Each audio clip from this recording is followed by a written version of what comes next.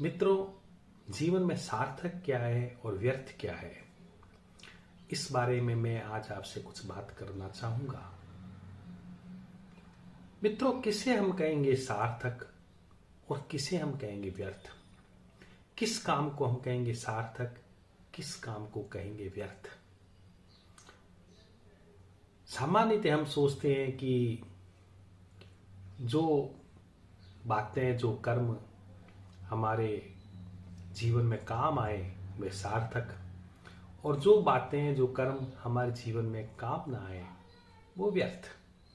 जैसे नौकरी सार्थक क्योंकि वे हमारे जीवन में काम आती है, व्यावहारिकता सार्थक क्योंकि वे हमारे जीवन में काम आती हैं, और जो बातें हमारे काम नहीं आती वो व्यर्थ। सामान्यतः हमारी परिभाषा यही होती है। लेकिन आध्यात्मिक जगत में जो लोग गए हैं वो किस बात को सार्थक मानेंगे और किस बात को व्यर्थ मानेंगे, यह एक अलग आयाम में समझने की हमें जरूरत होती है। मित्रों, मेरी दृष्टि में सार्थक वह है जो कभी भी समाप्त नहीं होता, जो सदा बना रहता है। उसे पाना सार्थक है। और जो एक दिन खो ही जाना है, यदि हमें मिल भी जाए लेकिन ये एक दिन हमसे जुदा हो जाना है, वह है व्यर्थ। जैसे उदाहरण के लिए, यदि मैंने कुछ संपत्ति अर्जित कर ली तो वह एक दिन खोनी है, मेरे से जानी है, तो क्या वह कैसे सार्थक हो सकती है? यदि मैंने अपना नाम कमा लिया तो एक दिन यह नाम भी मिटना है। मृत्यु के बाद, कुछ समय बाद इसे भी लोग नहीं जान पाएंगे, तो यह कैसे सार्थक हुआ? यदि मैंने कोई पद पा लिया तो यह पद भी एक दिन समाप्त होना है, तो यह कैसे सार्थक हुआ? जो चीज मिलकर के मिटनी है, समाप्त होनी है, उसे हम सार्थक तो नहीं कह सकते। हाँ, व्यावहारिक जगत में वह थोड़ी काम आ सकती है, कुछ समय के लिए काम आ सकती है, और उसका उपयोग भी है, और हमें उपयोग लेना भी चाहिए। लेकिन हमारे भीतर से यह भ्रांति निकल जानी चाहिए कि वह सार्थक है। आध्यात्मिक जगत के यात्री के लिए सार्थक है वह स्थिति पाना, वह अवस्था पाना जो कभी मिटती नहीं है। क्योंकि यदि एक बार हमने उस अवस्था को पा लिया, उस स्थिति को पा लिया जो सदा हमारे साथ बनी रहती है, तो वास्तव में देखा जाए तो वही सार्थक है। और वह सार्थक है क्या?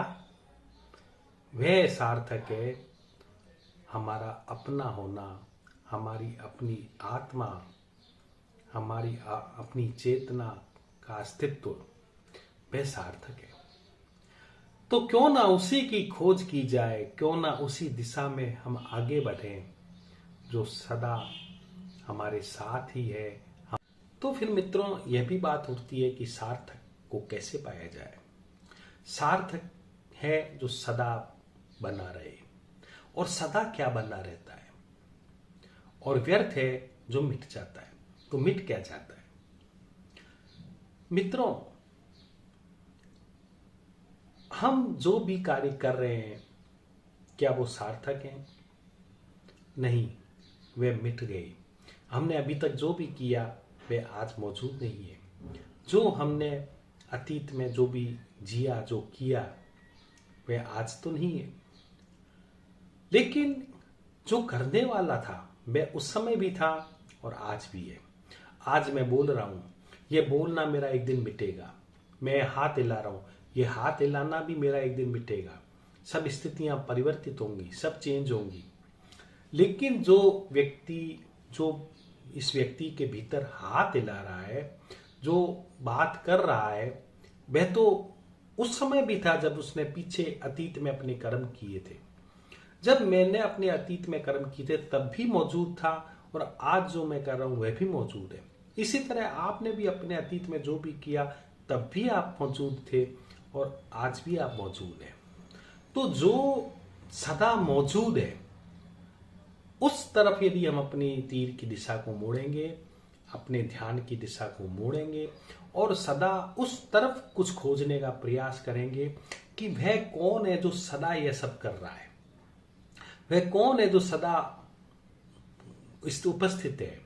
कुछ भी हो रहा है, मेरा शरीर बदल गया, मैं बचपन में छोटा था तब मेरा शरीर अलग ढंग का था, अभी अलग ढंग का है, लेकिन बचपन में भी जो था वह वही था और आज जो है वह वही है।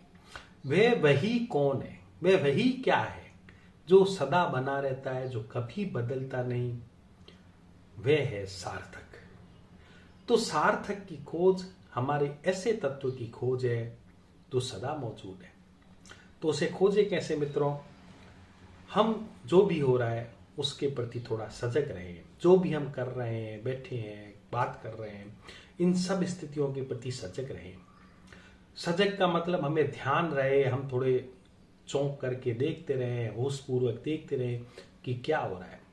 तब हम धीरे धीरे पाएंगे मित्रों कि सब स्थितियां बदल रही हैं। मैं जो 5 मिनट पहले बोल रहा था अभी बोल रहा हूं, और जो बोलने की प्रक्रिया चल रही है, ये प्रवाह चल रहा है, ये प्रवाह धीरे धीरे आता भी जा रहा है और बात जाता भी जा रहा है। तो जो आ रहा है और जो जा रहा है वह सार्थक नहीं है।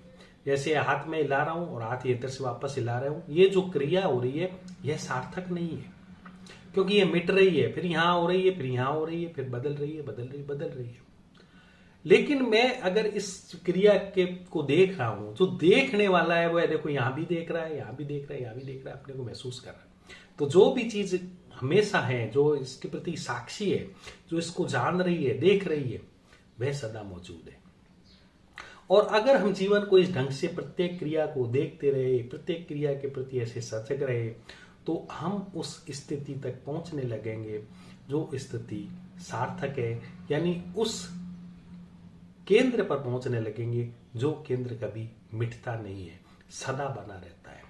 और जब हमने अगर उस केंद्र को खोज लिया तो हमने अपने सार्थक की खोज कर ली और व्यर्थ को जीवन से हमने समझ करके जाने दिया। व्यर्थ चलेगा, जीवन चलेगा, जब तक परिवर्तन भी चलेगा, लेकिन अब हम जान जाएंगे कि क्या व्यर्थ है और क्या सार्थक है। बहुत बहुत धन्यवाद। प्रणाम।